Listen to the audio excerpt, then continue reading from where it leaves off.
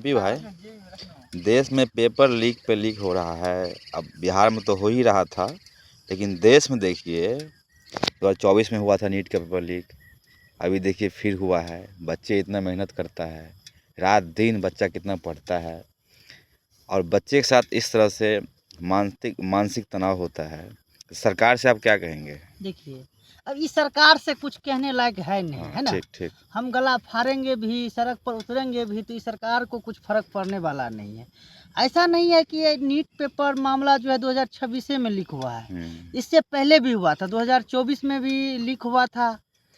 शिक्षा मंत्री धर्मेंद्र प्रधान वो मानने के लिए ही तैयार नहीं था। बिल्कुल बिल्कुल। एनटीए नहीं माना। लेकिन इस बार पता नहीं कौन सा मोहनी मूर्तिया मोहनी मंत्र उसको लग गया कि खुद अपने आप मान लिया और परीक्षा को रद्द कर दिया। अपने आप सोचिए, अपने आप सोच सकते हैं, अपने आप नहीं हमको लगता है जो राहुल गांधी जी हैं, प्रतिपक्ष नेता हैं लोकसभा के, उन्होंने आवाज उठाया था। और सारे नेता। एक बात हम पूछना चाहेंगे आपसे, 24 में जिस तरह से धांधली हुआ था, पेपर लीक हुआ था, बच्चा, टीचर्स, देश का बड़े बड़े शिक्षक जो है वो विरोध किया, पब्लिक, बच्चे लोग, लेकिन उसमें क्या रद्द किया गया? ये अचानक चुपचाप क्या हो गया? ऐसा इसमें इस मामला में ऐसा क्या, कौन आदमी है भाई, किसके कारण ये रद्द अचानक कर दिया गया?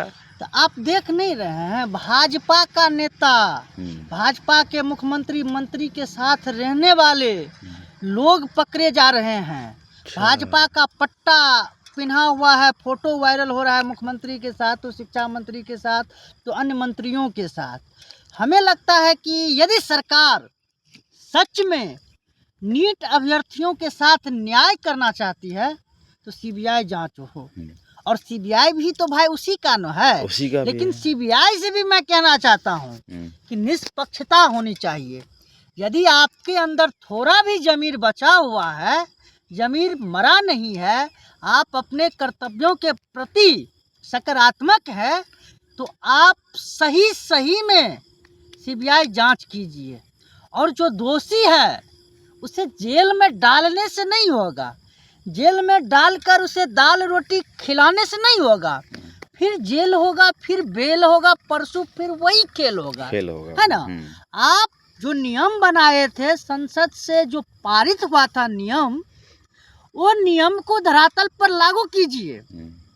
इस दरिंदे को, इस अपराधी को, जो पेपर लीक मास्टरमाइंड है, 2-4 को जब तक माफिया कह सकते हैं, जब तक इन लोगों को फांसी ना होता है तब तक हमें नहीं लगता है कि ये मामला। नीट समझ सकते हैं कि नीट इतना टफ एग्जाम होता है, आईएएस से भी टफ एग्जाम माना जाता है। विद्यार्थी बरसों का सपना लेकर घर द्वार छोड़कर शहर में जाते हैं, 4-4 साल कई बच्चे घंटा मस्ती का छोड़ देते हैं, पार्टी, बर्थडे, शादी विवाह सब छोड़ देते हैं, किसी को छोड़ता है। लेकिन एमपी जी एक बात कहेंगे, ये शिक्षा मंत्री इतना क्यों भागते सवाल से? इस बात से जब पूछा गया शिक्षा मंत्री धर्मेंद्र प्रधान से, उन्होंने मीडिया के सवालों से क्यों भागा? एकदम दरबर मार के एकदम भागे जा रहे हैं। वो शिक्षा मंत्री नहीं है, क्या हो गया उनको? फिर वो शिक्षा मंत्री है, शिक्षा मंत्री है ना। शिक्षा मंत्री रहते अपने कर्तव्यों का उन्हें सही से पालन करते, थोड़ा भी संज्ञान में होता, थोड़ा भी सकारात्मक होते, थोड़ा भी जमीन बचा होता, तो खुलेआम प्रेस कॉन्फ्रेंस करते, इन बारे में जानकारी देते, और वो कहते कि दोषी चाहे जो भी हो, मेरा बाप क्यों ना हो, मेरा बेटा क्यों ना हो, वो दोषी को बख्शा नहीं जाएगा,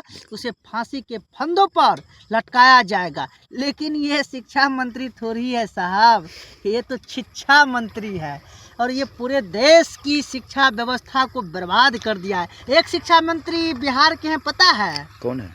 वो मिथिलेश तिवारी जी। जो नया झाड़ फूक करवाते हैं। अच्छा, हाँ, वो वीडियो वायरल हुआ था। हम लोग जाते हैं, हमारे टीम के लोग जाते हैं, कहते हैं कि आओ खाओ लड्डू, खाओ लड्डू। अरे भाई, लड्डू खाने से हमारे समस्या का समाधान थोड़ी होगा।